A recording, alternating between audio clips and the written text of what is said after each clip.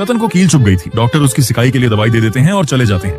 तभी यश वहां पर आता है और रतन से मजाक करने लगता है। मजाक मजाक में ही रतन से उसकी बेस्ट फ्रेंड का नाम पूछता है। रतन झट से दिया कह देता है। उसी वक्त दिया कमरे में आती है और यश उसे बताता है कि देखा भाई साहब, आज भी रत्न आपको अपना दोस्त समझते हैं। यश रत्न और दिया दोनों को एक दूसरे का ख्याल रखने के लिए कहता है और वहां से चला जाता है।